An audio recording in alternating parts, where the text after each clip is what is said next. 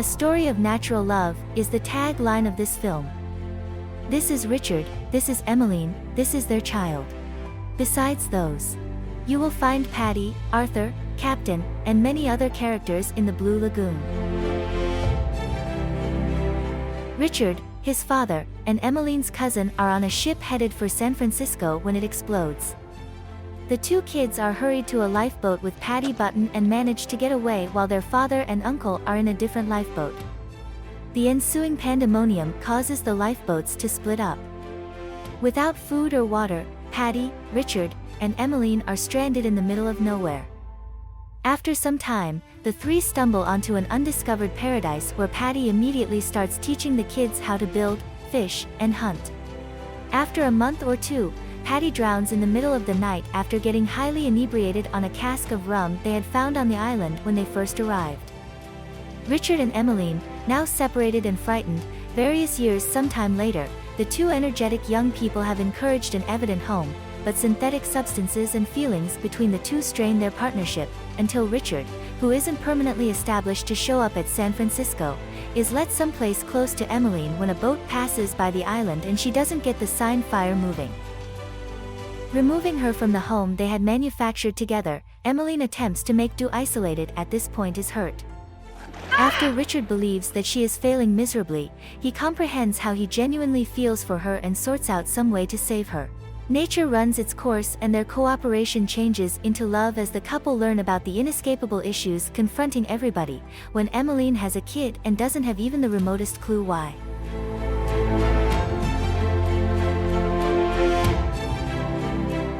It is the Victorian time in the South Pacific. Two little children, cousins Richard and Emmeline Lestrange, are cruising with Richard's father, Arthur, to San Francisco. Right when the boat all of a sudden blasts into blazes, the boat's cook, Patty Button, gathers the youths in a pontoon and lines from the war zone. In any case, due to thick smoke, profound fog, and general chaos, they are separated from the young people's father, who has moved away from on an alternate dinghy, and float out to the sea. Following a short time above water, they appear on the shores of a sumptuous, tropical island. Patty deals with the young people and, all through an indeterminable proportion of time, tells them the best way to find food and build cover, but he can't discourage them from taking their shirts, gaining astounding headway such a long ways about half uncovered. One day he discovers the remains of what appears to have been a human punishment, along with a stone-specific stepped area covered in blood. He warns the children to stay away from that area, telling them that it is the law, and that the boogeyman resides there. Additionally, he cautions them against ever eating a special red berry that Emmeline discovers, perhaps to prevent them from ever eating anything dubious. He refers to them as never awaken berries.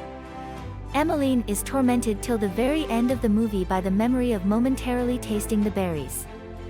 Emmeline partners the words with them and renames them death and berries, since Patty talks of being gone for good if they eat the berries.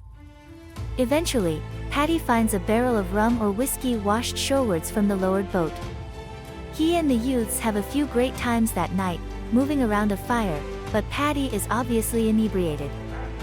Right when the children fall asleep, he takes the barrel and swims to a more humble, nearby island. The children get up in the initial segment of the day and take the dinghy out to where they see Patty lying in the sand. Accepting he's simply napping, they flip him over to see that he's passed on in a woozy canyon. A crab creeps out of his mouth and Emmeline passes out. Richard returns her to the island where, that night in their lodge, she entreats him to eliminate her from this spot. They get together all that they have and push around to the contrary side of the island where they track down one more stretch of seaside to pick. Contingent upon each other and the overflow the island offers that would be useful, Richard and Emmeline mature solid areas for into, going during their time hopping for pearls and fish, gathering food, or staying aware of their tree house. Anyway, they get to know one another, Richard and Emmeline, after a short time starting making both really and earnestly in habits they can't figure out. Growing up as young people, they are overall unaware of the movements they experience, which prompts disappointment and disorder for the most part. Emmeline experiences her most essential female period while swimming and yells to Richard, uncertain all along. Right when he appears and asks what's happening, she hollers at him, embarrassed, and encourages him to vanish. Richard ending up being truly attracted to Emmeline, yet she, but habitually appalling of being let be, doesn't answer his opinions, impelling Richard to go off alone and jerk off. Sooner or later, ever-curious Emmeline wanders to the untouchable side of the island and finds a moai-like stone symbol there with the conspicuous stain of blood.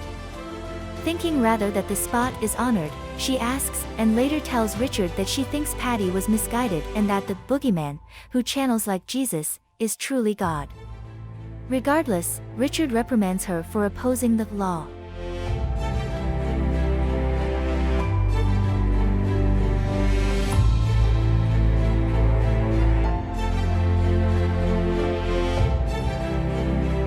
They discuss of being saved and going to San Francisco to see Richard's father, but when a boat passes by the island unprecedented for a really long time, Emmeline doesn't get the sign fire moving they had set up. Richard ascends out of looking in order to see the boat pull out and angrily confronts Emmeline. She tells him that the island is their home now and that they should stay, to Richard's doubt. They insult each other and Emmeline uncovers that she understands what happens when Richard goes off alone, which drives him to throw a coconut at her. She throws one back, hitting him on the head. Quickly penitent, Emmeline floods over to him, yet he slaps her and says he wishes she was long gone.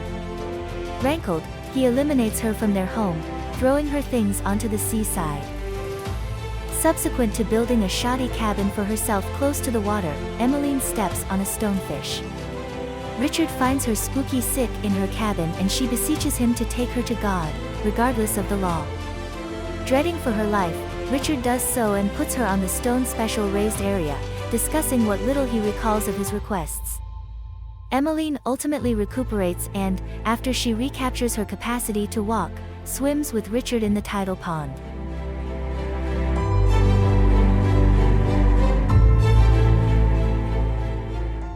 A short time later, they sit bare together and share some organic product as well as their most memorable kiss.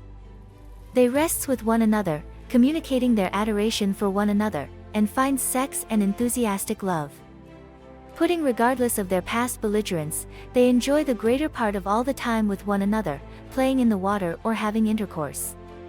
Notwithstanding, Emmeline before long becomes pregnant. However, this is obvious to the watcher through Emmeline's yearning desires and her capacity to feel the child. She and Richard are uncertain of her actual changes and have no information on labor, ascribing everything, from the start, to Emmeline just getting fatter. One evening, Emmeline disappears and Richard glances through the wilderness for her. Following the sound of drums, he happens upon the special raised area where God stood. There, he observes a local clan playing out a human penance.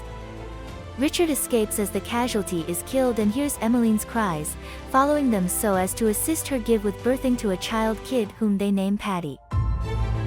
They take the child back to their home and attempt to take care of him. Disappointed by the child's crying and that he won't take strong food sources or squeeze, Emmeline takes him in her arms to see that he naturally nurses at her bosom. Richard lets Emmeline know what he saw the night she conceived an offspring and guarantees her that assuming that any of the locals come to find them, he will leave them with his lance like a fish. Be that as it may, the locals never come to their side of the island. As the child develops, they show him how to swim and play.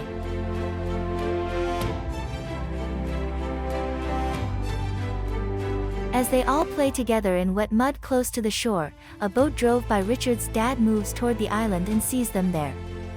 As they are totally canvassed in mud, Arthur doesn't remember them.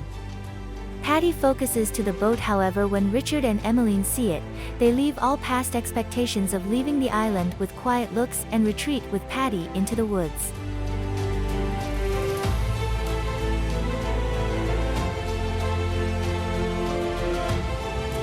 Richard is seen taking the dinghy alone out to the little island where Patty Button kicked the bucket.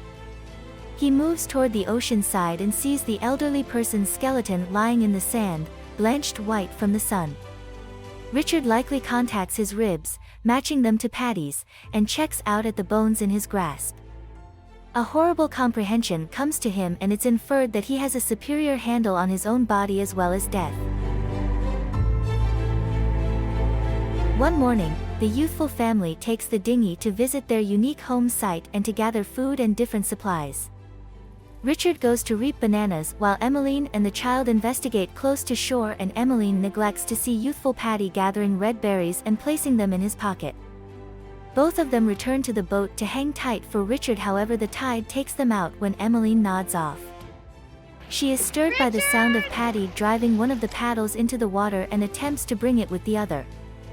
At the point when she can't, she shouts to Richard, who begins to swim to the boat, followed intently by a shark. Not long before he arrives at the boat, Emmeline tosses the last paddle at the shark, hitting it and giving Richard sufficient opportunity to escape the water. They attempt to oar to shore with their hands, yet the tide is areas of strength for excessively they wouldn't even come close to swimming, inspired by a paranoid fear of a shark assault. Gradually, the boat is taken out to the ocean. Following a little while adrift, Richard and Emmeline, conscious from a rest, to find Paddy eating the berries he had gathered. Rushed, they attempt to make him let them out, yet he's now gulped them. After one more day, youthful Paddy struggles with keeping his eyes open and falls into a profound rest. Unfaltering, Richard divides the leftover berries among Emmeline and himself, and they rest together to anticipate demise. A brief time frame later, a huge boat moves toward the dinghy. Arthur Lestrange and the commander of the boat move toward in their own dinghy to find the youthful couple and their kid lying in the boat. He asks the commander, "Are they dead?" Are they dead? The skipper answers, "No sir, they are sleeping."